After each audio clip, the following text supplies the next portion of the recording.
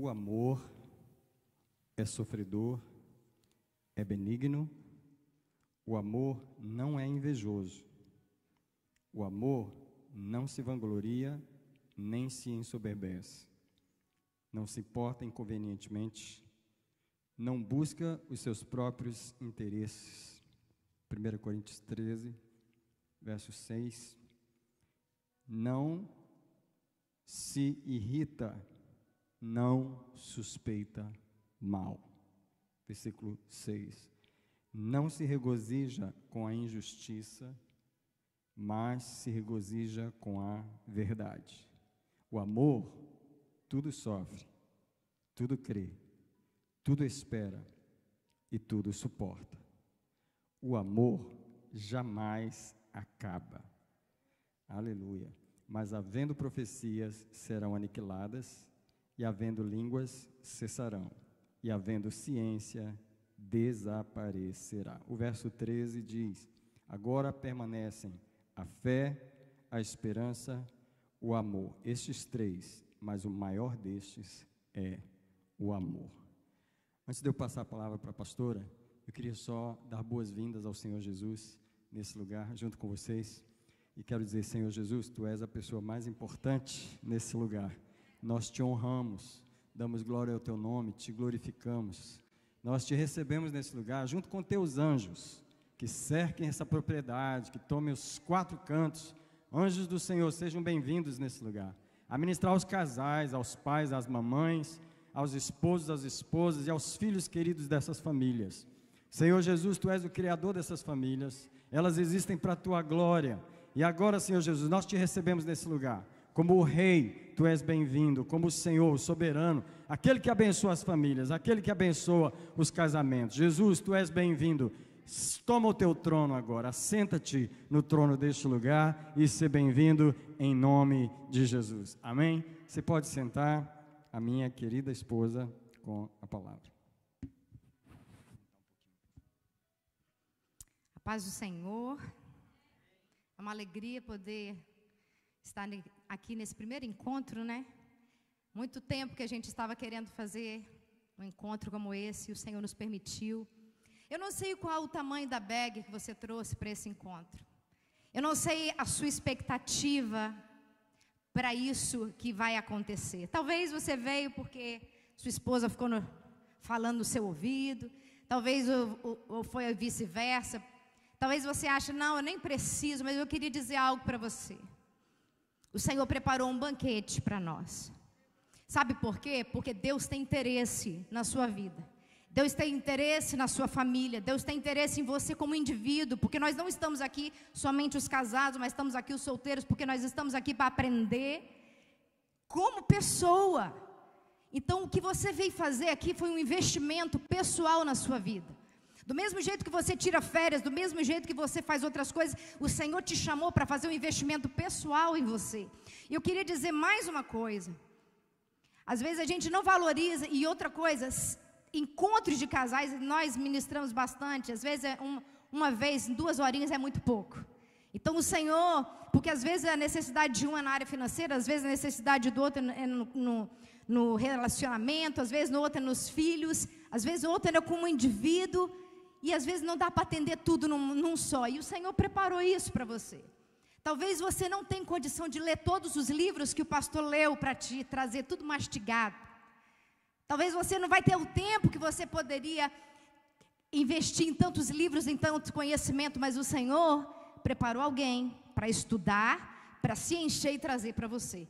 Então assim, não perca a oportunidade, porque você precisaria de muitas coisas, mas Ele fez um resumo para te ensinar. Então assim, aumente a sua expectativa, deixe o Senhor falar com você. Não perca a oportunidade que Deus está nos dando de aprender mais, de nos aprimorar na presença dEle. Amém? Eu quero fazer mais uma oração. Pai, em nome de Jesus, eu quero abençoar cada um, Senhor, que está aqui nesta noite. Eu quero te agradecer porque o Senhor preparou este momento. Senhor, eu quero agora declarar que toda mente está cativa ao Senhor, que toda opressão, que tudo aquilo que o inimigo quer fazer para roubar a palavra, o entendimento, aquilo que o Senhor tem para fazer, nós cancelamos agora no poder do sangue e do nome de Jesus. Declaramos, ó Pai, que este lugar está cheio da Tua presença. Declaramos que o Senhor tem liberdade para agir e falar, Senhor, em cada mente, em cada corpo, em cada alma, em cada espírito, em nome de Jesus. Amém? Thank you so much. Ficou muito fraquinha essas palmas para a pastora, viu? Mais forte. Obrigado. Eu quero com muito carinho, rapidamente, apresentar os queridos irmãos que estão nos visitando nessa manhã, nessa tarde. Eu tenho aqui do nosso lado o irmão Júnior, a irmã Viviane. Você pode ficar de pé rapidinho? São os irmãos lá da Igreja Batista de Framingham. Junto com eles está também a irmã Flaência e o irmão Renato, por favor, da mesma igreja. E junto com eles estão também a irmã Janaína e o irmão Denis, da mesma igreja ali de Framingham. Deus abençoe, sejam muito bem-vindos, tá? É uma alegria muito grande também ter conosco aqui o irmão Wellington e a irmã Margarete. Olhe para esse casal lindo que está ali. Vocês podem ficar de pé, por favor? Eles são muito queridos nossos e eles são dali de Somerville e eles estão conosco aqui também. Tem mais alguém que está... eu quero apresentar para vocês a irmã Jerusa, tá? Irmã Jerusa, só para o pessoal te conhecer, dá um alô assim, seja bem-vinda, Deus abençoe você, tá bom?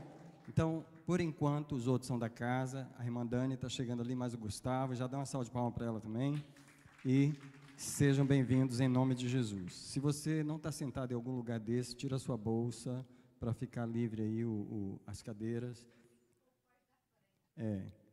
Na frente, só quem é crente de verdade mesmo. Só quem...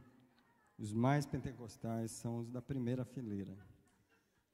Os mornos ficam no meio e os mais frios ficam lá na última. Geralmente é assim. Quem quiser avivamento, vem para a primeira fileira. Gostaria de apresentar a escola. Peço a você a gentileza de abrir a primeira página. Eu quero apresentar a escola. Ainda não é a aula, mas aqui está. Lendo com você aqui a primeira página, seja bem-vindo à Escola de Casais Bethesda 2021. Nesse pacote você encontrará o programa e os objetivos da escola, bem como os paradigmas nos quais ela foi formada. Para entender melhor tudo isso, leia essas instruções. O programa de 6 encontros, que serão 12 aulas no total, está formado de maneira que as matérias básicas para a mudança no entendimento do casal estão nas primeiras 6 aulas, nos primeiros 3 encontros. Estas matérias básicas que nós vamos estudar são os temperamentos, que são 5, as linguagens de amor, que são 5 também, e nós vamos fazer várias aulas sobre comunicação, que é um dos pontos mais básicos para melhorar um casamento. O objetivo dessas matérias é equipar cada cônjuge a compreender mais a si mesmo e ao outro como Deus o criou. Então, só um minutinho aqui. Nós vamos começar com uma aguinha com açúcar, tá bom? O caldo vai engrossar, mas não vai ser hoje. Não vai ser hoje. Nos primeiros encontros a gente vai estar trabalhando mais a parte psicológica. É claro que vai estar trabalhando a parte espiritual. A coisa vai começar a engrossar um pouco no meio, que está aqui, ó. As matérias do meio, que são 2 encontros, serão 4 aulas. É paternidade, a cura emocional pessoal de cada um, herança familiar espiritual, que é aquilo que a gente traz do passado nas nossas famílias. E nós vamos ministrar uma aula também sobre sexo como o dom ferido, né? O objetivo dessas matérias é ajudar o casal a lidar com os problemas de formação emocional e de figura de autoridade na infância. E, inclusive, todas as feridas e profanações na área sexual individual. Isso aqui, muitas pessoas passam por isso. As matérias finais, que serão do último encontro, nós teremos finanças, filhos e oração. Então, só recapitulando aqui, nós vamos começar com temperamentos, as 5 linguagens do amor e comunicação. Então, nós vamos investir bastante tempo nisso. Eu digo para vocês que eu li vários livros, eu condensei o máximo que eu pude, eu fiquei tirando coisas. Só hoje eu trouxe 9 páginas para vocês. E essas 9 páginas era a matéria que eu tinha a intenção de dar só hoje, que eu tenho certeza que eu não vou conseguir dar as 9 páginas hoje. Mas para vocês terem uma ideia, a matéria total dessa escola vai dar umas 35, 40 páginas. Então nós vamos estar, cada encontro que vocês vierem, nós vamos dar mais um pouquinho de páginas para vocês vão adicionando na pasta. Mas só para começar, a gente já tem 9 aí hoje, tá? Então, eu quero ver com você agora no ponto 2, eu estou apenas apresentando a escola para você. Embora o tema oração seja o último tema da escola, na verdade, ele é o primeiro no nível de importância. Por quê? Primeiro, tudo é espiritual, inclusive o casamento. Portanto, as coisas se resolvem espiritualmente, isso é, pela oração. E se você não tiver uma vida de oração, tudo que nós vamos ensinar, da primeira aula até a 11ª, não vai adiantar muito. Vocês concordam com isso? Que nós precisamos orar? Quem diz eu preciso orar? Amém. Número 2, não é um homem que vai resolver os problemas do seu casamento. Muito menos esse aqui. Seja o pastor, um conselheiro ou um psicólogo. Nenhuma pessoa vai resolver o problema do seu casamento. Você pode repetir isso comigo? Nenhum homem vai resolver o problema do meu casamento. Então, quem vai resolver é você mesmo. Se você não assumir uma vida de oração para ser transformado e equipado, nenhum pastor, psicólogo ou conselheiro poderá fazê-lo. Terceira razão, porque a oração é mais importante. A mudança tem que acontecer no seu espírito. Enquanto o seu espírito não aprender a guerrear espiritualmente, deixando o comodismo, o medo e a covardia espiritual, nenhuma mudança real acontecerá no seu casamento, nem nos seus sentimentos, porque os demônios sabem que o seu espírito não está apto para guerrear. Agora, olhe para mim um minutinho. Eu quero, eu mesmo, dar uma salva de palmas para cada pessoa que está aqui, porque o fato de você chegar aqui,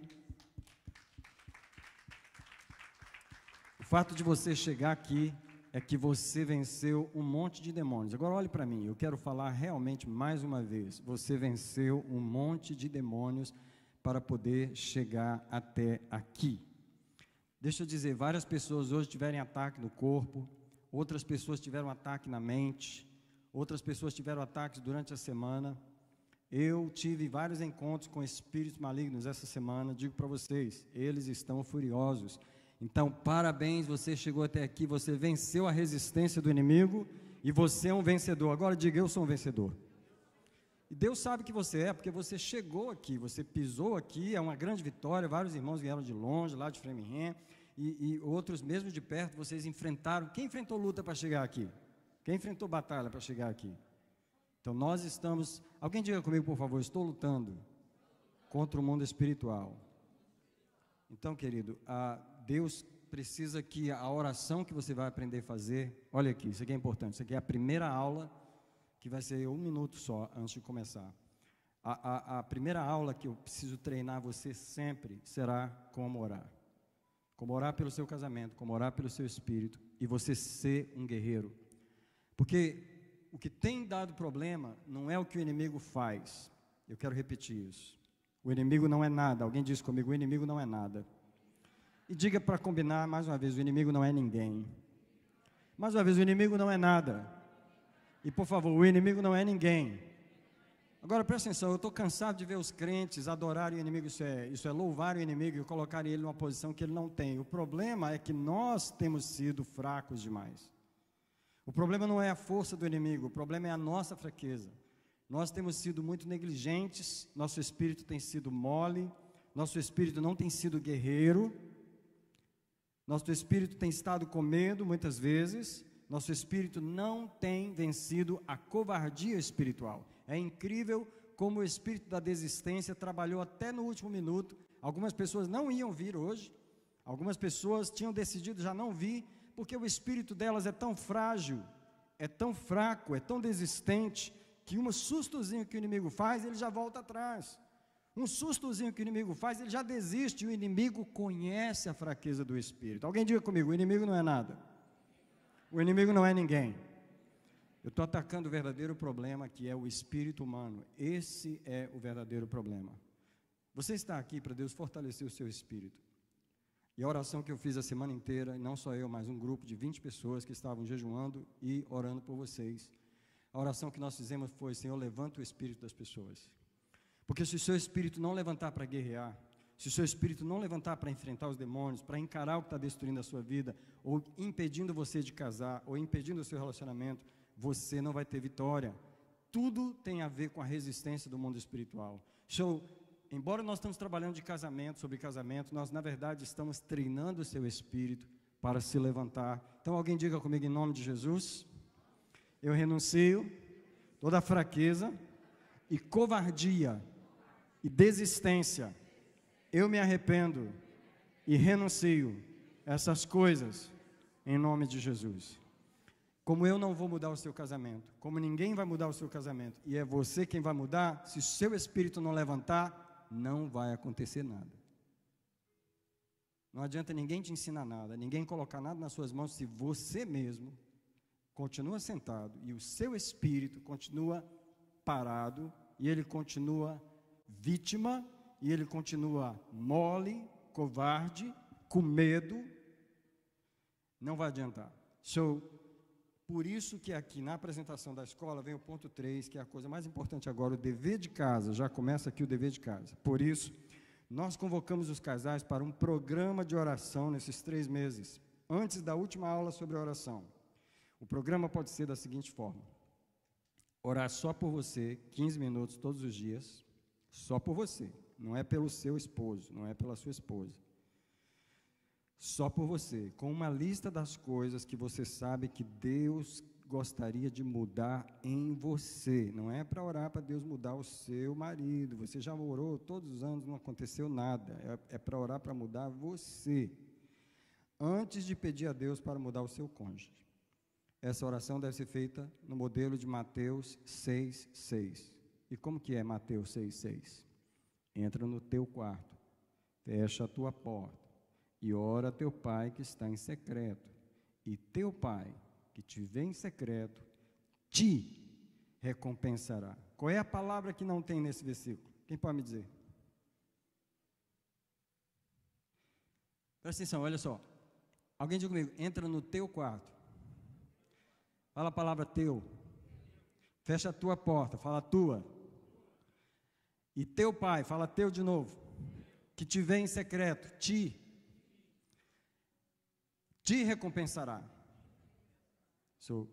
Não tem sua esposa nesse versículo? Não tem seus filhos nesse versículo? Não tem o pastor nesse versículo? Esse versículo é muito importante. Quando eu falo tirar 15 minutos para orar por você, é porque Deus precisa levantar o seu espírito para guerrear no seu casamento.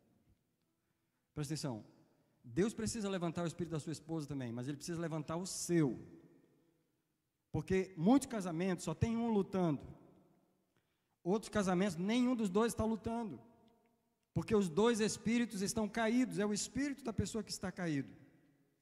O que Deus quer é levantar o teu espírito. Quando Deus levanta o espírito, você vence. Quando Deus levanta o espírito, você batalha. Quando Deus levanta o espírito, o diabo fica com medo. Ele teme quando alguém se levanta. Mas o diabo está cansado de ver guerreiros armados. Quem se lembra daquela pregação que eu fiz? Onde eu estava todo vestido de uma armadura. Imagine você que eu estou com a espada, eu estou com capacete, eu estou todo armado aqui. Mas a minha postura é essa.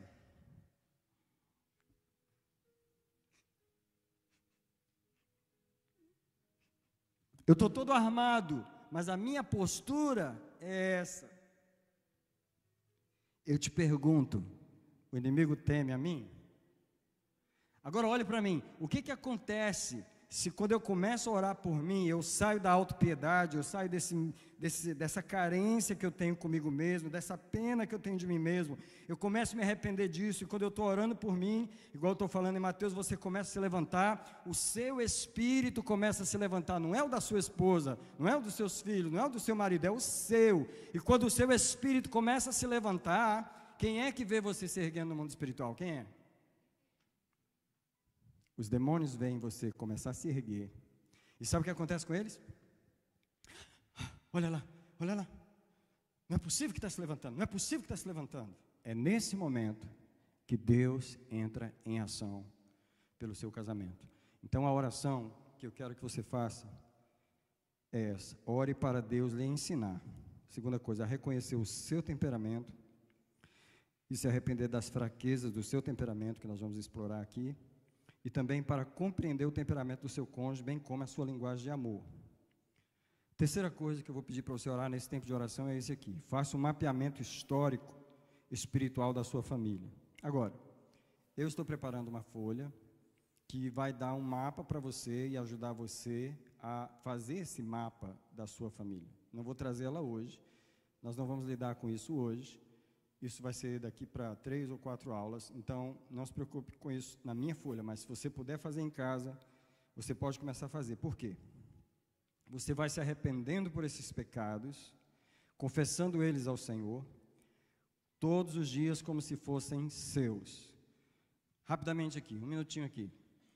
Muitos casais estão à beira de se desviar, de se divorciar, outros estão tendo muitos problemas, não conseguem realmente ter nenhum relacionamento de entendimento, eles não sabem que eles trazem o espírito de traição que vem dos avós, eles não sabem que traz os espíritos de prostituição, de promiscuidade que vem de todos os homens daquela família. Essas histórias são muito comuns. Eles não sabem que o casamento está tendo risco por causa das adorações aos ídolos satânicos que foram feitos por todos os parentes daquelas famílias nas gerações passadas. Existe muita carga espiritual, muita carga de bruxaria, de catolicismo, de espiritismo, de oferendas aos demônios.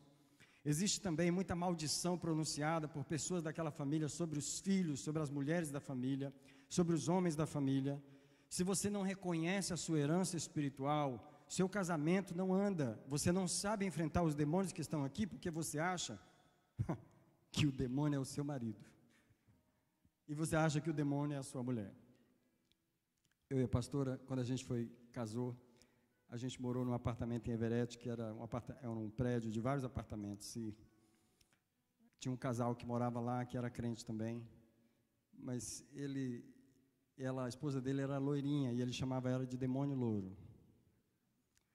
É aquele demônio louro, pastor. Porque para o casal, ele acha que o demônio é a pessoa que está com ele. Totalmente enganado. A pessoa não é o demônio. A pessoa é a pessoa. Agora, que tem espíritos por trás, falando mal dela para você, tem. E você precisa pegar. E eles estão na herança familiar. Então, terminando a apresentação da escola, daremos o material a cada aula, a cada encontro, e você terminará a escola com todo o material escrito na sua pasta, tá bom? Mas você só receberá a lição de cada encontro no encontro. Se houverem vagas, você pode convidar mais pessoas para se inscreverem em qualquer encontro, e elas receberão o material, tá bom? Que elas participarem. Por exemplo, se tiver alguém para entrar no próximo encontro, não tem nenhum problema, pode entrar até no último, tá bom? A gente diminui o preço lá, não precisa pagar tudo. O importante aqui não é o pagamento, é você participar. Mais uma vez, seja bem-vindo à nossa primeira escola de casais Bethesda. Eu vou apreciar muito os seus comentários por escrito e por text message ou WhatsApp, e o meu número está aí. Na página 2 eu queria mostrar a você o programa da escola, só para você ter uma ideia. Nós estamos gastando os minutos introducionais para introduzir o que nós vamos fazer. De uma forma muito generosa, tem muitos assuntos que eu queria trazer hoje. Olha só. Introdução à escola, que é o que eu estou fazendo agora, boas-vindas, apresentação das aulas é o que eu vou fazer agora. E o programa de oração eu acabei de falar ali. A primeira aula que nós vamos ter daqui a uns 10 minutos é introdução aos 5 temperamentos. Eu coloquei aqui um desejo de começar o primeiro temperamento hoje, mas eu já vou avisar que não vai dar. Eu não vou começar o temperamento sanguíneo hoje, eu vou ter que deixar ele para outro dia. A gente vai fazer um resumo dos 5 hoje, e aí a gente deixa para depois. Por quê? Nessa aula ainda eu quero dar uma introdução às 5 linguagens do amor. Quer dizer, hoje nós estamos tendo uma visão geral do que a gente vai estudar melhor depois. Então, antes do nosso lanche, eu gostaria de introduzir pelo menos 2 coisas. Os 5 temperamentos e as 5 linguagens do amor. Não creio que vai ser possível falar também da primeira linguagem de amor hoje. Depois do intervalo, que vai ter um lanchinho ali para nós queremos subir para cá e ter a primeira aula de comunicação, e nós queremos falar com vocês sobre a conta bancária emocional. Eu vou explicar o que é a conta bancária, e também não vai dar para falar o dom da comunicação hoje. O que faltar hoje, eu vou deixando para as próximas aulas, tá bom? Se Deus permitir, na próxima aula vai ser isso aqui, ó. Nós vamos trabalhar o temperamento sanguíneo, aí vai o temperamento fleumático e o colérico. até a próxima aula. Também vamos trabalhar 3 qualidades de 3 linguagens de amor, que é a palavra de afirmação, que é a primeira, lá de cima, depois a qualidade de tempo, dar e receber presentes. Se o Senhor nos permitir, nessas 2 aulas nós vamos fechar esses assuntos. E nós vamos terminar a segunda aula com formas de comunicação. Vou mostrar para vocês algumas formas que não funcionam de comunicação. E vou mostrar para vocês as formas eficientes de uma comunicação eficiente. Na terceira aula, nós queremos chegar ao temperamento colérico e ao temperamento supino. Supino é um temperamento que talvez você nunca ouviu falar dele, porque os livros escritos sobre temperamentos, que o mais famoso é esse aqui, Temperamentos Transformados, ele só traz 4 temperamentos. Ele traz o sanguíneo, o fleumático, o colérico e o melancólico.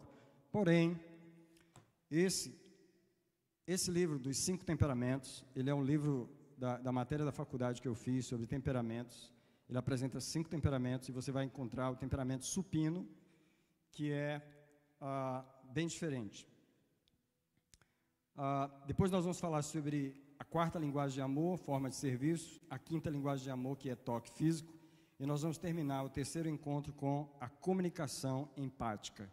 Vai ser a melhor aula de comunicação, vai ser essa aqui. Agora, indo para a 4ª aula, se o Senhor nos permitir, a primeira classe vai ser sobre a paternidade. Deixe-me dizer que nessa aula de paternidade, nós não vamos só falar sobre paternidade, nós vamos orar e ministrar sobre as pessoas que vão precisar de uma cura nessa área de lidar com a autoridade da figura masculina. A segunda parte da aula também será uma aula de cura, porque nós vamos ministrar sobre a minha cura emocional, pessoal. E uma das partes dessa aula da cura emocional é que nós vamos falar da carência.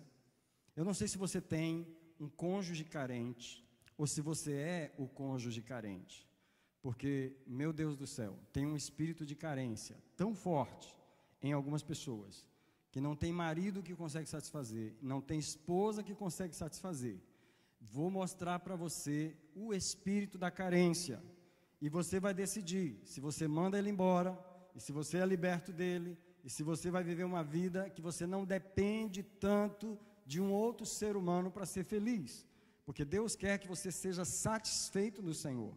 Entendeu? E o casamento, ele foi criado para completar a sua felicidade, não é para te dar toda ela, porque não tem pessoa no mundo que consegue satisfazer essa carência. Então nós vamos ministrar sobre esse espírito. No 5º encontro, nós queremos tratar de um problema espiritual muito sério, que é a herança espiritual familiar. Tudo isso que eu falei ainda há pouco, que vai mexer com os demônios, e a coisa que já engrossou bastante, quando a gente chegar nesse ponto, nós vamos estar mexendo com coisas bastante pesadas dos seus antepassados, das suas famílias, da sua história familiar e do estado do seu casamento hoje.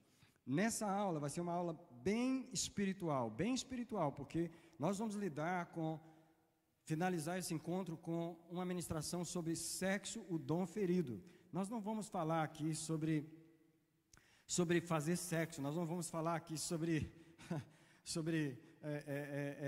quantas vezes você tem que fazer sexo, esse tipo de coisa. Nós vamos tratar do lado espiritual, que o diabo tem ferido as pessoas, e você vai descobrir se você é uma pessoa ferida ou não. Deixa eu dizer para você que todas as pessoas são feridas nessa área, e você vai descobrir.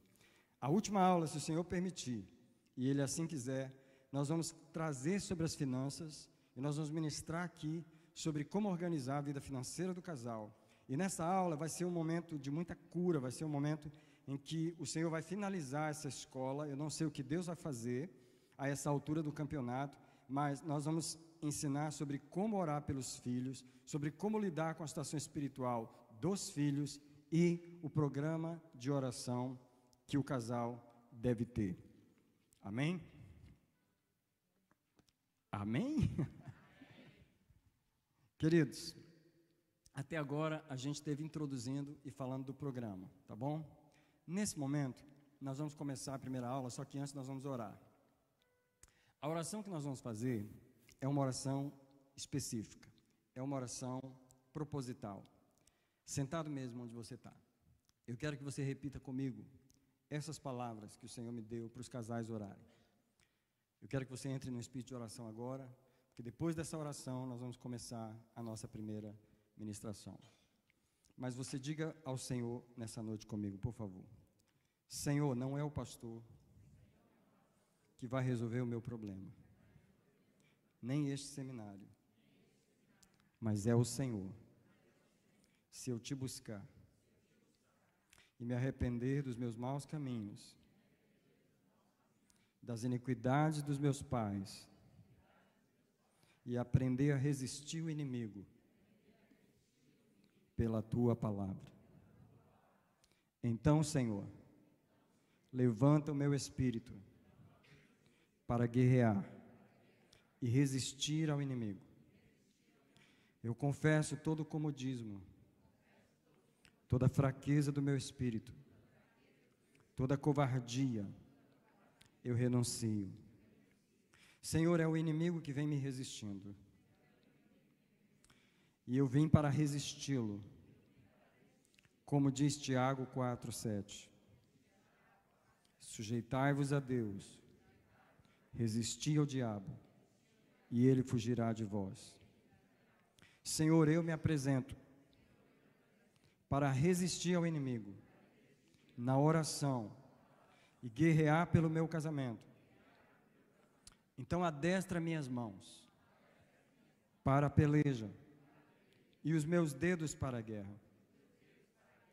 Nós estamos prosseguindo, diga comigo ainda, por favor. Senhor, a minha libertação começa na minha boca.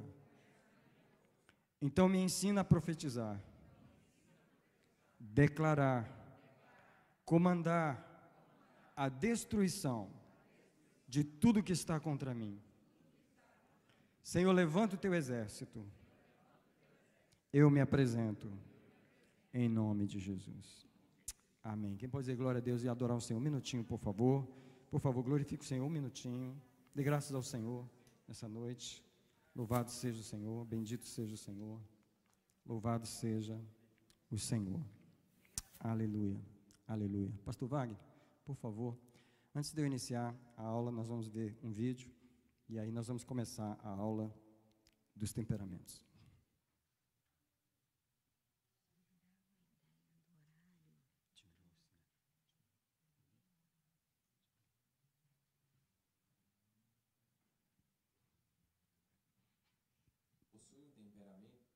Os temperamentos são conjuntos de inclinações íntimas que brotam da constituição fisiológica dos seres humanos.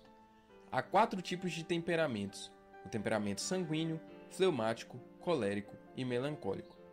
Essa divisão surgiu por volta de 400 anos antes de Cristo, embasado por Hipócrates, considerado por muitos o pai da medicina. Hipócrates também era um grande filósofo grego. Desde então, esse assunto se tornou objeto de estudos por diversos psicólogos, neurocientistas e até filósofos. Não é tão fácil acharmos uma definição para toda a complexidade que habita em nós. Ao analisarmos os temperamentos que mais condiz com nossas características, tendências emocionais, humor e também personalidade, nós conseguimos compreender muitas coisas ao nosso respeito. Quando começamos a ter um esclarecimento sobre nós, mudamos diretamente o modo como nos relacionamos com o próximo e lidamos com a nossa vida. O temperamento é um dos aspectos da personalidade que aponta algumas individualidades do nosso comportamento. O nosso temperamento nos ajuda a somar um conjunto de determinadas tendências e também auxilia na forma de vermos o mundo, termos alguns interesses particulares, algumas habilidades também que são mais evidentes. Alguns autores acreditam que o temperamento humano é possível ser observado ainda nos primeiros anos de vida, pois tem uma grande influência genética. O primeiro temperamento é o sanguíneo. Os sanguíneos são extrovertidos e sensíveis. Os sanguíneos são indivíduos que não passam despercebidos em local algum, pois são espontâneos e gostam muito de interagir. Além disso, eles gostam de fazer gestos largos e falam muito bem em público. Os pontos fortes do temperamento sanguíneo é que eles são comunicativos, resilientes, muito adaptáveis e bem entusiastas. Os pontos que precisam ser trabalhados no temperamento sanguíneo é a impulsividade, a falta de atenção, a superficialidade e o exagero. O temperamento fleumático. Este temperamento, as pessoas que são deste temperamento costumam ser sonhadoras, são pessoas pacíficas, dóceis. Os fleumáticos gostam muito de rotinas, dia após dia fazendo a mesma coisa. O silêncio também eles gostam bastante e dificilmente perdem o controle, pois costumam avaliar tudo antes de reagir. São pessoas pacientes, observadoras, disciplinadas, preferem não manifestar suas opiniões em público e não costumam reagir bem a quando são criticados. São pessoas equilibradas e muito confiáveis. Sabe aquele seu amigo que você pode contar os melhores segredos que ele não fala pra ninguém? Quem sabe ele não pode ser um fleumático. Os pontos que precisam ser trabalhados são muito lentos e têm uma certa resistência a mudanças e muito indecisos também. O próximo temperamento é o colérico. Este temperamento é bem explosivo, ambicioso e dominador. Os indivíduos deste temperamento possuem uma grande capacidade de planejarem e também muita energia. E muitas vezes podem ser até impulsivos. Os pontos fortes são determinados, têm uma habilidade de liderança muito grande e são muito práticos na sua vida pessoal. Pontos que eles precisam trabalhar. Geralmente, as pessoas de temperamento colérico têm tendências a serem mais egocêntricos, serem intolerantes e impacientes. E por último, o melancólico. As pessoas que têm um temperamento melancólico são mais tímidos, são mais artísticos, são pessoas que gostam de instrumentos, gostam de artes, gostam de ler livros, obras de literatura e são mais solitários. Os melancólicos eles têm uma sensibilidade muito aflorada, são pessoas profundas, bem detalhistas e introvertidas e têm muita dificuldade de expor os seus sentimentos. Também são pessoas fiéis, são bem desconfiadas e escolhem profissões em que eles possam atuar sozinhos sem dependerem de ninguém. Os pontos mais fortes do melancólico é que eles são leais, são dedicados e têm muita sensibilidade. Os pontos que precisam ser trabalhados é que podem ser egoístas, pessimistas e muito inflexíveis. Embora cada um de nós tenha um temperamento, não significa que ele não pode ser melhorado e aprimorado em seus pontos fracos. São apenas tendências humanas que podem ser ajustadas durante a vida. Você se identificou com algum destes temperamentos? Ainda tem dúvidas? Faça o quiz que deixamos aqui embaixo na descrição. E lembre-se, conhecer a si mesmo é o caminho de toda a sabedoria. Obrigado, pastor Wagner. Muito bem. Eu queria fazer essa introdução, talvez você já ouviu falar dos 4 temperamentos. Agora eu quero te falar sobre a importância de conhecer isso. Nós estamos aí na primeira página dos 5 temperamentos, na introdução, se você quiser acompanhar. O temperamento são traços genéticos, pessoais e peculiares de cada pessoa. Olhe, nós nascemos com ele. É um fator determinante no que somos, na forma como agimos, reagimos, sentimos e nos comunicamos. Como você pode perceber já, o temperamento influencia em todas as coisas. Se você não conhece o seu temperamento, você não sabe por que você é assim, por que reage daquela forma, porque o temperamento influencia em tudo, mesmo que você não saiba qual é o seu. Ele tem a ver com as nossas sensações, percepções do mundo que nos rodeia. Olha, é o padrão do nosso humor e das nossas disposições naturais. Por que às vezes você tem mais energia de manhã, você tem mais energia à noite? Por que você gosta de sair de casa? Por que você é caseiro?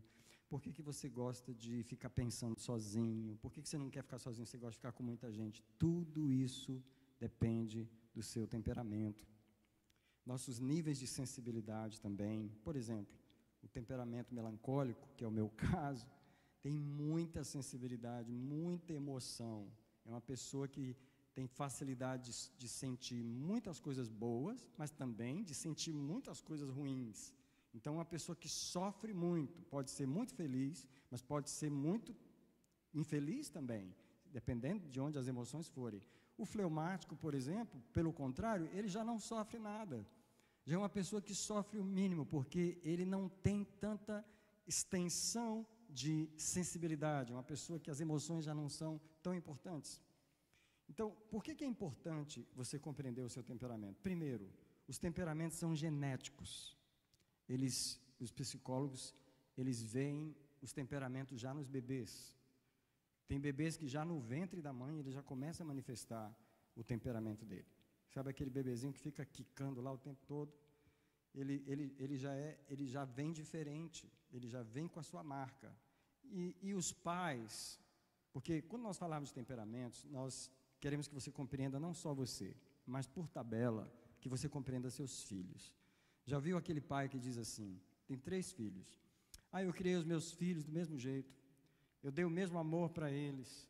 Eu tratei eles da mesma maneira, mas por que um é tão diferente do outro? Eu falei, exatamente por isso, porque você não prestou atenção que um é tão diferente do outro, que não tem como tratar da mesma maneira. Porque você precisa descobrir o temperamento da pessoa. Eu digo para vocês, meus pais tiveram muita dificuldade comigo. E a dificuldade é porque eles não entendiam que eu era um melancólico. Eles nunca nem sonharam com isso. Aliás, nem eu sabia. Então, como o temperamento é genético, nós nascemos com ele, e nós temos que lidar com ele até o fim. A psicologia diz que as pessoas podem ajustar o seu temperamento, elas podem poli-lo, mas elas terminam passando a vida inteira com a mesma tendência, gostando das mesmas coisas, tendo as mesmas dificuldades ou dons, porque o temperamento geralmente não muda, ele permanece. Então, pare de tentar mudar o seu cônjuge. E aqui está uma coisa. Por não compreender o temperamento do seu cônjuge, ou o seu próprio, você está tentando mudar uma pessoa que te irrita em tantas coisas. Deixa eu dar um exemplo. Uma pessoa sanguínea é uma pessoa que gosta muito de estar com os amigos. E é uma pessoa que gosta de estar em festas, que gosta de ter muita gente como amigos, e é aquela pessoa que tem 1000 seguidores no Facebook, não conhece ninguém, mas ela tem aquele monte de gente, porque para o sanguíneo, relacionamentos é uma das coisas mais importantes para ele. Então, digamos que uma mulher fleumática, que é uma pessoa que gosta de ficar em casa, ou melancólico gosta de ficar em casa, ele é caseiro, ele não tem muita disposição de ter relacionamento com muitas pessoas. Ela é casada com um sanguíneo, e o marido só quer ficar com os amigos, e todo sábado ele sai para jogar bola, e ele quer ficar com os amigos, ele chega em casa, ele não quer ficar em casa, ele quer ir na casa do fulano, ele quer, porque é um sanguíneo, e você está tentando mudá-lo, e você está muito chateada, porque o seu marido não quer te dar atenção, ou ele não quer ficar em casa, e você precisa saber com quem você está vivendo. Eu sempre vou usar aqui o meu exemplo com a pastora, porque nós descobrimos que uma das razões de nossas dificuldades é os nossos temperamentos. Eu sou um melancólico, assim, 90% melancólico, e ela é fleumática. Então, melancólico é aquela pessoa sensível, aquela pessoa cheia de sentimentos. O fleumático não está nem aí para sentimento. O fleumático, assim, vamos resolver isso aí? Vamos resolver.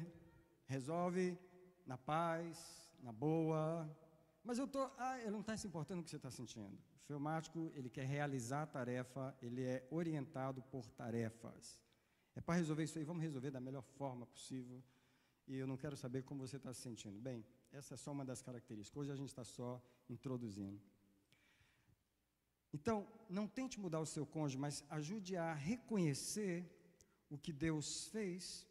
E essa é a forma mais sábia para que você possa conviver, respeitar e tolerar. Eu quero ler esse texto aqui, porque não adianta nós conhecermos a linguagem de amor se nós não estivermos, ou conhecer o temperamento, se nós não estivermos dispostos a obedecer a palavra de Deus. Olha esse texto aqui, Colossenses 3.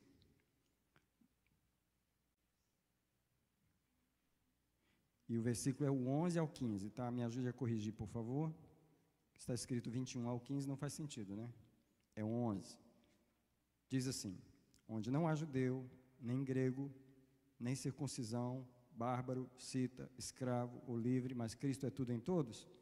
Então, revesti-vos como eleitos de Deus, santos e amados, de coração compassivo, de benignidade, humildade, mansidão, longanimidade. Irmãos, se Deus não desenvolver isso aqui em cada um de nós, se você não orar por você, para desenvolver isso aqui em você, você não vai ter disposição para fazer a linguagem de amor do seu marido ou da sua esposa, que embora você conheça, você não quer fazer. Você não vai ter disposição para suportar os lados negativos do temperamento dele ou dela, porque você não quer, porque seu coração é duro. Então, Não é uma aula de temperamentos que vai mudar o seu coração. Então, revesti-vos de compaixão, de benignidade, de humildade.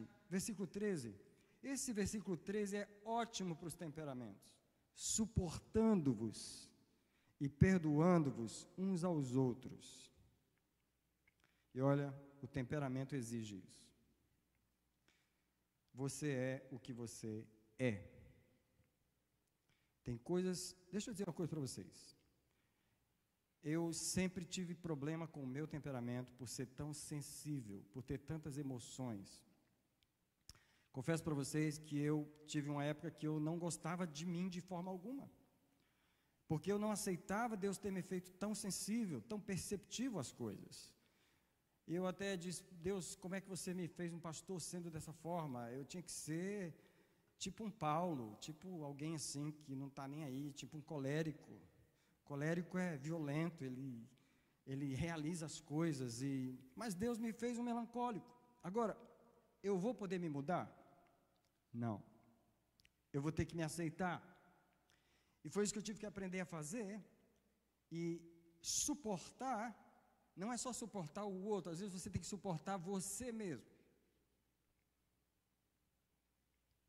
Você tem que aprender a tolerar você mesmo.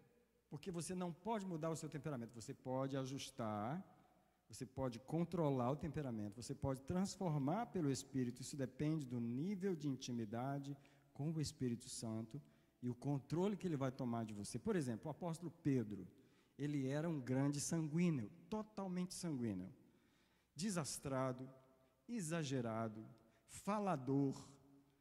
Jesus está falando lá, essa noite vocês vão me abandonar, todos. E Pedro, de jeito nenhum, eu vou com você até a morte.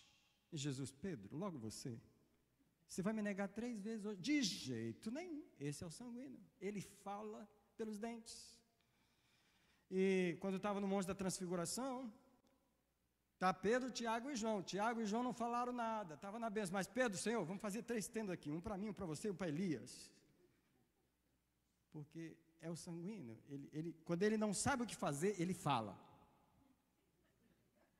Ele sai falando, ele nem sabe o que está falando, mas ele sai. Mas se você é sanguíneo, você vai ter que aprender a conviver com isso, vai ter que submeter isso ao Espírito Santo. Porque se você não submeter, você vai ter muitos problemas. Então, versículo 14, sobre tudo isto, revesti-vos do amor, que é o vínculo da perfeição. Vou deixar esse texto aí para você meditar um pouquinho mais, porque a minha aula vai ter tipo assim, eu vou querer ser bem fiel ao horário, como eu sei que eu não vou poder dar todo o material, eu vou dar até onde o horário me der, e você vai ler o resto em casa, tá bom? Então eu quero passar aqui para esse ponto aqui. Todos os temperamentos são originados no próprio Deus. Uma das maiores revelações desse livro aqui, eu vou disponibilizar esse livro para quem quiser, e esse livro mudou a minha vida, porque o autor desse livro é um hispano, o Dr. Polanco, e eu fiz uma matéria na faculdade com a esposa dele, a doutora Isilda. Eles têm uma clínica de aconselhamento na Flórida, eles são 2 psicólogos licenciados, já há vários anos, e ele teve revelações de Deus sobre os temperamentos, não só conhecimento clínico e psicológico, mas conhecimento espiritual. E uma das coisas que Deus revelou para o Dr. Polanco foi que o próprio Deus expressa na sua natureza os 5 temperamentos. Primeiro, o melancólico. O Deus melancólico é o Deus de Gênesis 1. É o Deus criador. Ele é o idealizador. O Deus que é solitário. Quando você lê Gênesis 1, está Deus sozinho, imaginando o universo, criando sozinho na mente dele, e depois que ele cria, ele ainda vai checar se está tudo direitinho mesmo, porque o melancólico é super perfeccionista, e ele mesmo criou lá, e ele testou, acertou tudinho, e falou, realmente o que eu fiz está muito bom, gostei do que eu fiz, é isso aí. Esse é o melancólico. Esse é o Deus melancólico, o Deus perfeccionista, o Deus dos detalhes, o Deus que deu a planta do templo, do tabernáculo para Moisés, nas medidas mínimas. que também deu a planta nas medidas mínimas para Davi do templo de Salomão. O Deus melancólico é esse Deus aqui, tá? O nome dele em hebraico é o Elohim, o Deus criador. Mas você não sabe que Deus também é sanguíneo. E o nome de Deus para revelar o sanguíneo é o nome El Shaddai. Esse nome significa o misericordioso. Você sabe que uma das marcas da pessoa sanguínea é a misericórdia? Ela ama as pessoas. Deixa eu falar algo para vocês que eu vou repetir depois. O sanguíneo e o colérico são as pessoas que têm mais relacionamentos com os outros. Só que o colérico, ele quer ter relacionamentos para controlar as pessoas, porque ele é um controlador, para mandar nas pessoas. O colérico nasceu para mandar, ele nasceu para controlar, para realizar. Os grandes realizadores da história humana são coléricos. Hitler era um colérico. O apóstolo Paulo era um colérico. E essas pessoas realizadoras que passam por cima dos problemas e das dificuldades e realizam, são coléricos. E eles gostam de ter muita gente perto delas para elas controlarem, para elas darem ordens. O sanguíneo não. O sanguíneo, ele quer ter muita gente, mas porque ele ama as pessoas, ele tem misericórdia, ele quer ajudar. Sabe quem é o sanguíneo? É aquela pessoa que não diz não para ninguém. Sabe aquele amigo que tudo que você pede para ele, ele diz sim? E você fala, ele é uma pessoa maravilhosa, nunca vi alguém daquela forma. Coitado, ele não consegue dizer não, esse é o problema dele. Não é que ele é maravilhoso, ele faz porque ele não consegue dizer não para os outros. Depois ele se mata, ele se cobra, ele arranca os cabelos, mas ele não consegue dizer não. Esse é o sanguíneo, entendeu? Então, o Deus sanguíneo é o Deus que proveu a salvação do ser humano. Ele está disposto a se sacrificar a si mesmo, ele enviou o seu próprio filho para redimir o ser humano, e esse é o Deus El Shaddai. Agora, Deus também é colérico.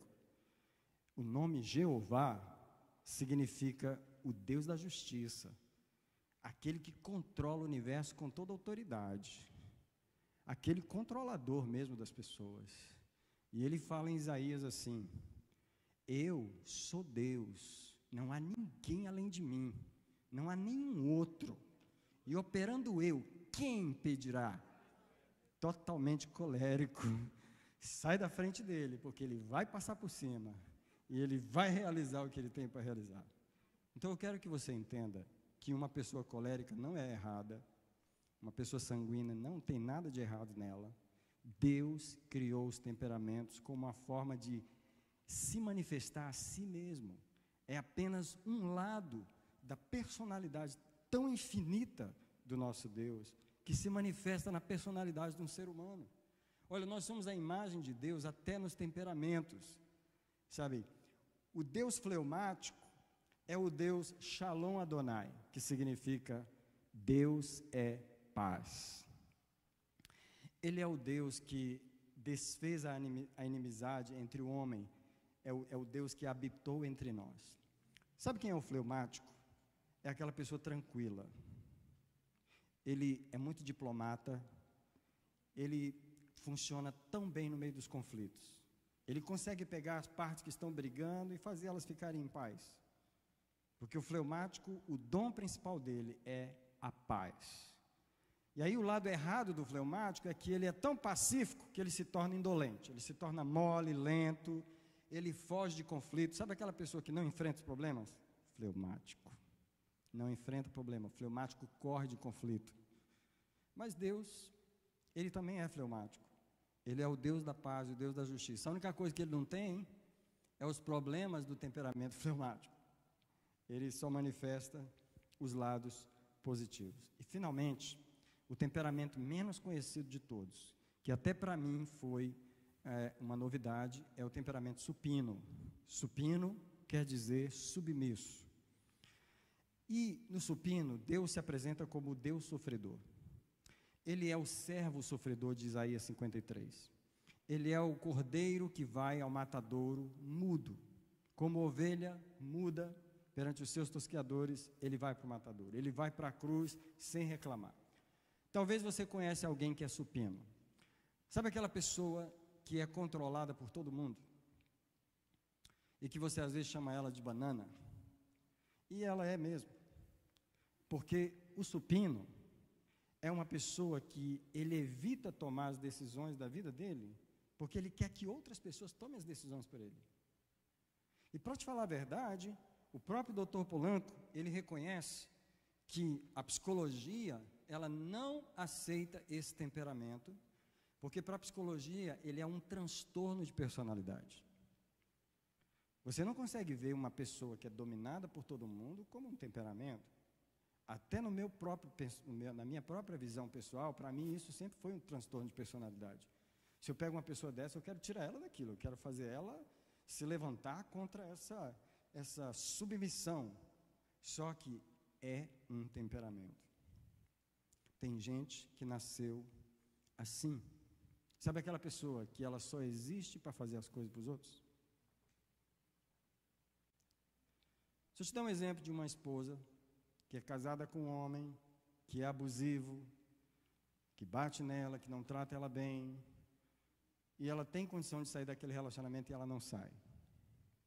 E você conversa com ela e você tenta tirar ela daquilo, vai lá, não, mas a minha vida é isso mesmo, eu já perdoei, e etc, etc. E essas pessoas, elas são muito abusadas por outros, porque elas têm a submissão nelas mesmas, elas gostam de servir os outros. É o Cristo sofredor, é aquele que lava os pés dos discípulos, é aquele que vai para a cruz, e de acordo com os olhos de Deus, isso não é um transtorno de personalidade, isso é um temperamento. E a forma, a linguagem de amor dessa pessoa é serviço, ela gosta de servir, de fazer as coisas para os outros. Dando uma pequena pausa aqui na nossa introdução, 5 temperamentos.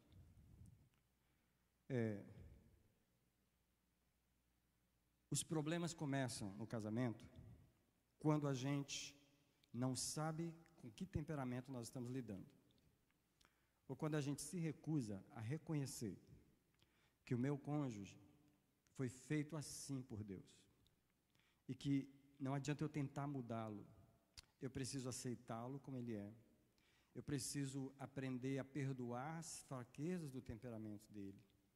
E ajudá-lo a explorar os lados positivos do temperamento que cada um vai ter. Nós vamos tirar um tempo para cada temperamento específico.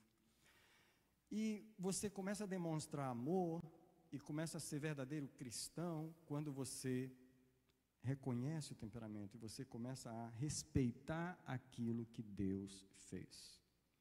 Eu disse para os irmãos, eu mesmo tive que voltar atrás e me aceitar um pouco mais, porque eu não queria ser tão sensível, tão perceptivo. Vou falar uma coisa para você sobre o melancólico. O melancólico tem uma imaginação tão fértil. Um dos maiores dons do melancólico é a imaginação. Ele é o criador.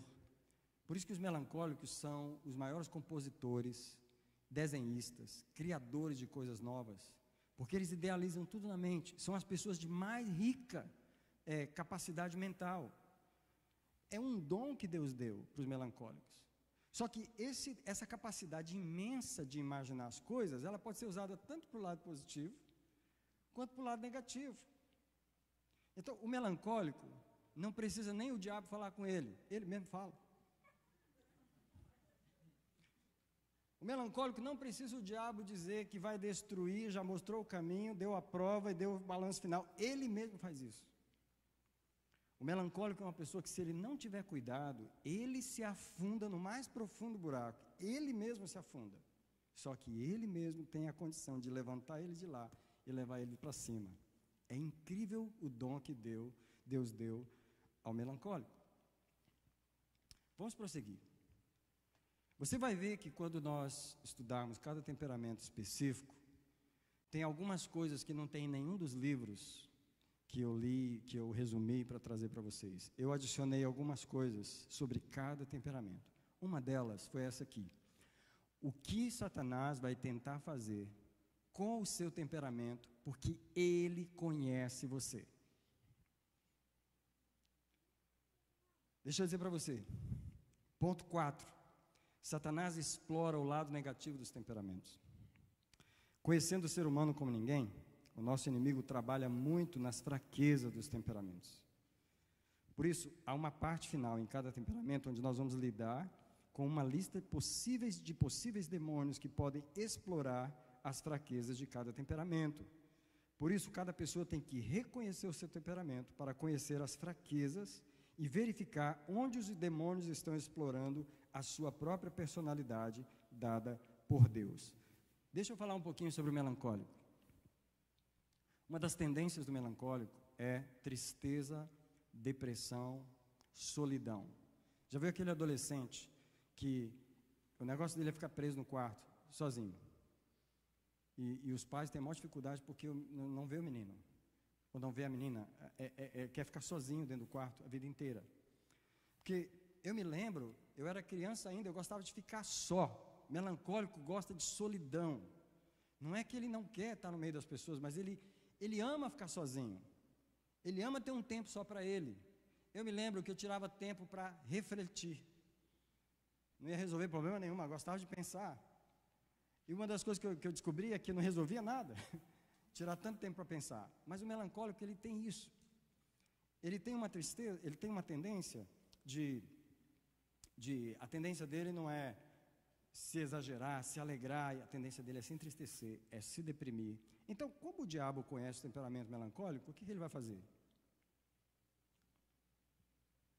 Ele vai explorar essa área, ele vai explorar e vai empurrar você, pela sua própria natureza, para ser uma pessoa triste, separada das outras, que não confia em ninguém. O melancólico é super desconfiado. Você quer saber uma pessoa que não confia, é melancólico. Porque ele estuda você primeiro, ele te observa, ele quer saber se você é digno de confiança. E outra coisa, para desconfiar de você, não basta você falhar uma vez, porque ele tem uma dificuldade para perdoar também, entendeu? Até ele esquecer aquilo, vai levar um tempo. Então, os demônios vão explorar cada parte do seu temperamento que é negativo. Sanguíneo, ele é exagerado. Ele vê uma coisa, ele já quer fazer, ele já quer falar, ele já quer comprar, ele já quer realizar, ele já quer ir, e ele promete, eu vou. Se fizer uma campanha aqui agora, quem pode dar 1000? Ele é o primeiro. Não tem para dar. E vai ficar arrancando os cabelos da cabeça, mas ele fala que vai dar. E assim, o melancólico, o sanguíneo, se ele não estiver debaixo do Espírito Santo, o diabo vai explorar essas coisas. Vai fazer, sabe o que o sanguíneo faz? Se você oferece um projeto para ele, ele pega. Se você oferece outro, ele pega. Você oferece outro, ele pega. Daqui a pouco ele fala assim, eu não sei como é que eu vou fazer da minha vida, mas quando ele tem a data de entregar aquele projeto, ele arruma uma situação para embolar, para levar aquilo para frente, ele vai embolando o outro, e ele tem a vida toda enrolada, porque não consegue dizer não, mas também quer agradar a todo mundo. Aí o diabo entra nessa situação e empurra ele. Por quê? Já é a tendência. Fleumático. O fleumático é uma pessoa que gosta de paz. Então, se você é casado com um fleumático, digamos que o marido é fleumático, e ai das mulheres que têm marido fleumático. Por quê? Porque o fleumático, ele não enfrenta os problemas. Existe um problema, ele ignora. Resolvemos isso depois. Eu quero é paz. Eu quero é estar bem, eu quero é ficar em paz. Ah, mas não, você tem que consertar a torneira. Algum dia aquela torneira vai consertar. Olha, você tem que fazer isso. Algum dia isso vai fazer. E ele mata na unha sem querer. Porque se tem um problema para resolver, o fleumático, ele não é essa pessoa, vamos sentar aqui, vamos resolver isso agora, senta aqui. Esse é o sanguíneo. Colérico, então, vamos resolver, põe na mesa as cartas aqui, vamos resolver isso aqui. Fleumático, não, eu vou naquela reunião, vou é nada, naquela reunião, vou nada. Ele foge de reunião, ele foge de... Se você tem um marido assim, ou uma esposa assim, você vai conviver com alguém que você não consegue botar ele para conversar. Senta aqui para a gente conversar. Não quero bater papo, não quero conversar, porque eu sei que você vai falar de problema e eu não quero mexer com problema. É o fleumático. Então, o que o diabo pode fazer? Ele pode colocar um medo tão grande no fleumático, que ele nunca resolve as coisas difíceis, ele nunca enfrenta as coisas, situações que precisam ser resolvidas. Quais os problemas que o diabo pode explorar no temperamento colérico? Deixa eu dizer para vocês, eu tenho uma irmã que é colérica. As pessoas coléricas são líderes, eles são admiráveis. A minha irmã, ela estudou administração e ela é responsável por um dos hospitais, um hospital privado em Brasília, Hospital Santa Marta, e ela é a chefe do departamento de radiologia. Ela tem mais de 30 pessoas trabalhando debaixo da liderança dela. Ela faz o departamento dela ser o mais produtivo do hospital. Ela é uma pessoa super realizadora, mas o povo lá passa apertado na mão dela, porque ela é totalmente colérica e dominadora. Ela realiza as coisas, mas eu não quero ser empregado dela, jamais. E aí, esses dias, ela mandou um texto para mim, que a minha outra irmã, que é melancólica, estava reclamando dela, porque essa minha irmã colérica chega na casa dela mandando. E a minha mãe estava com Covid e foi levada para a casa da minha irmã melancólica.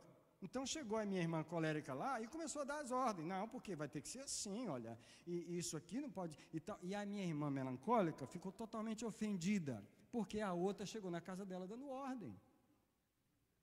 Alguém conhece alguém assim? O que o diabo pode explorar na vida do colérico? Fazer ele ser uma pessoa cruel, dura, dominadora, controladora. E a maioria das pessoas não estão vivendo cheio do Espírito Santo.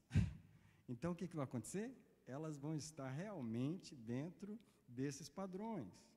Elas não vão fugir muito disso. Um colérico, para ele realmente ser uma pessoa de Deus, ele passa pelo que o apóstolo Paulo passou. O exemplo bíblico do colérico controlado pelo Espírito Santo é o apóstolo Paulo.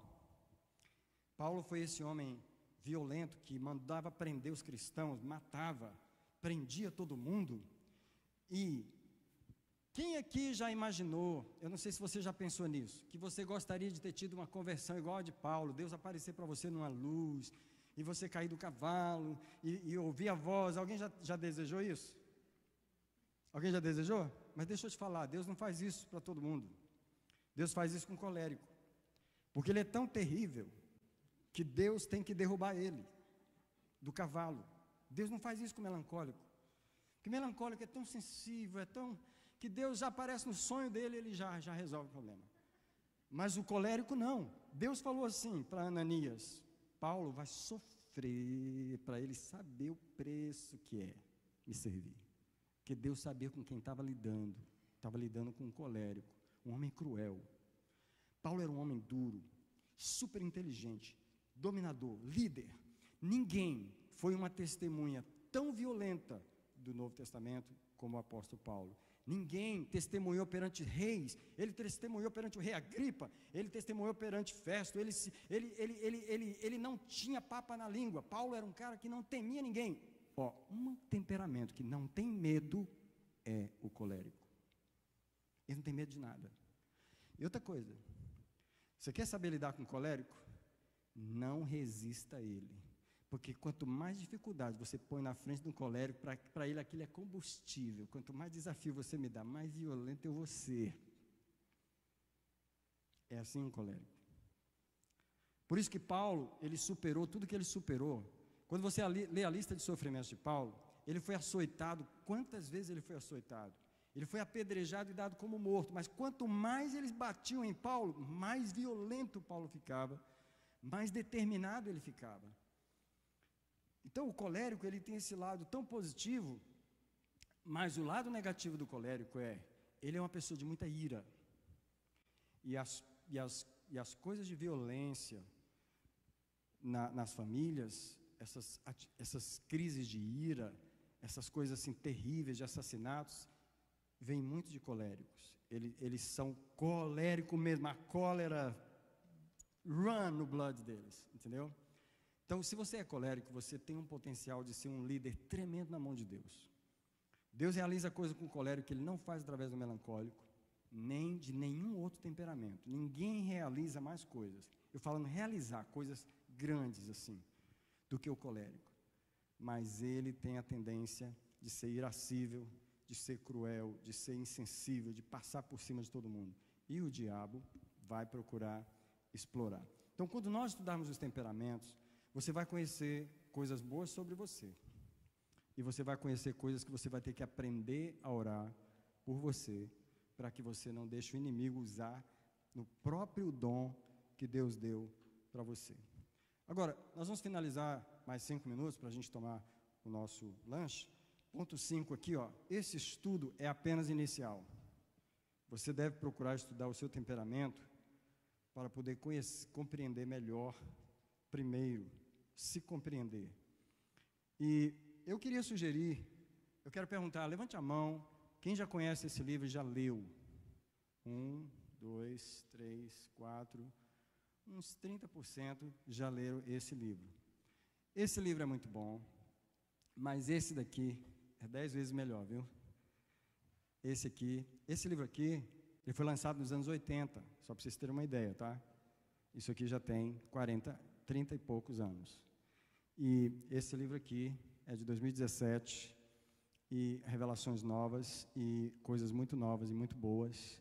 Quem estiver interessado depois. Você precisa conhecer melhor o seu temperamento para entender melhor o seu cônjuge e os seus filhos. Quem gostaria de entender melhor os seus filhos? Né?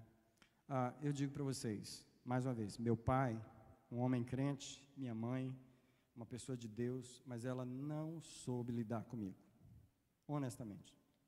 Tipo assim, eu vivia emburrado, uma criança, né, solitária, que não falava, que não expressava o que sentia, e eu estava gritando por atenção dos meus pais, mas nem eu sabia, muito menos eles. Então, assim, o relacionamento perdeu tantas coisas boas, simplesmente por não entender o temperamento. Deus fez a criança diferente. Eu tenho 2 filhos. O Nicolas está com 15 anos, a Rebeca está com 12. Eu como melancólico, um pai melancólico, sou super sensível, preocupado com o sentimento, e nesses 15 anos do Nicolas, eu já percebi que ele não tem nada a ver com isso. Ele tem muito de colérico fleumático. Ele não é essa sensibilidade que eu sou. Então, assim, não adianta eu tentar agir com ele como eu gostaria que meu pai tivesse agido comigo, porque é assim que os pais tentam fazer. E aí você está ignorando que o seu filho não é você. E eu já percebi, o Nicolas, eu fico perguntando para ele como ele está, eu fico preocupado, e ele, pai, eu estou fine, eu até me surpreendo, porque se fosse eu, na época dele, eu tinha um monte de coisa para dizer. Ele não tem absolutamente nada. A Rebeca já é outra personalidade. A Rebeca é uma sanguínea, melancólica, sensível, e além de ser uma menina, né, de ser mais sensível, de ter natureza feminina, ela tem um temperamento totalmente doce, totalmente sensível. Eu jamais poderia agir da mesma maneira com ela como com o Nicolas, né? Então, assim, observe seus filhos, observe você e observe o seu cônjuge. Agora, finalizando aqui essa introdução, nunca use o temperamento como arma e nunca use o temperamento para rejeitar as pessoas, tá bom? Por exemplo, existe o caso de uma jovem que estava conversando com outra numa festa e perguntou sobre um determinado rapaz. Aí ela falou, eu jamais namoraria ele porque ele é falou lá o temperamento dele. Então, tipo assim, você vai estudar isso aqui para rejeitar as pessoas? Não, não faça isso. Outra coisa, não use isso como arma. Entendeu? Lá vem o melancólico. Espera aí. Lá vem o sanguíneo, você sanguíneo. É que, entendeu? Você usar o temperamento para acusar a pessoa, não faça isso. A gente vai entrar numa área que é muito sensível, é muito da natureza da pessoa, é para ser respeitado, é para ser considerado, é para ser realmente celebrado, tá bom? Então, eu quero orar com você. Eu quero sugerir o seguinte, que a gente gaste 20 minutos no nosso café, e aí os últimos 5 minutos a gente vai ficar chamando vocês para a gente estar aqui, no máximo, tipo 10 para 8, 5 para 8, a gente está de volta, tem um cafezinho lá, você pode conversar, ficar à vontade, estirar as pernas, checar as crianças, e aí a gente vai ter a última aula, que é sobre comunicação. Mas antes de sair, vamos orar.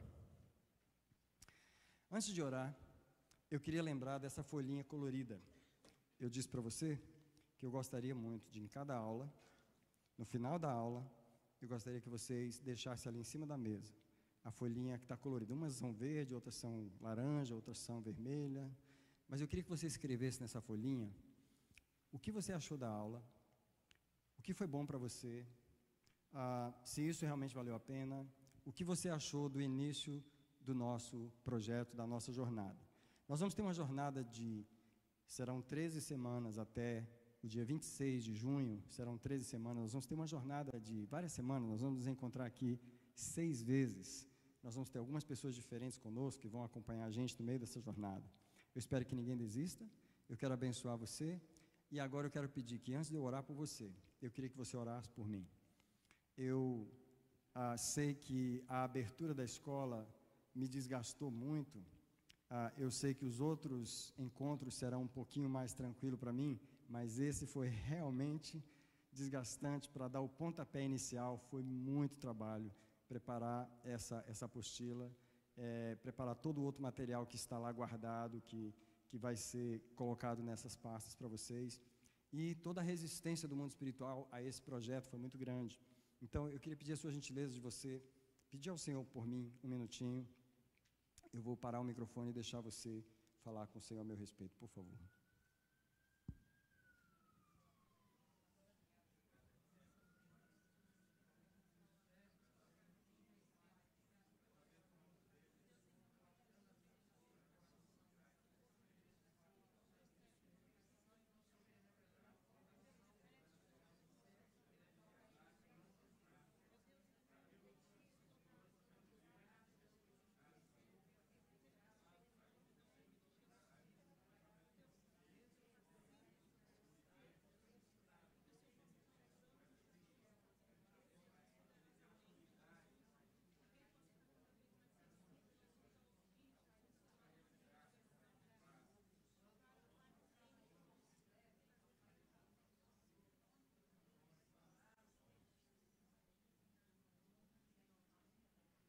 Senhor, eu abençoo os teus filhos que chegaram aqui, guerreiros e guerreiras que venceram muitos espíritos malignos, Senhor, para estarem aqui.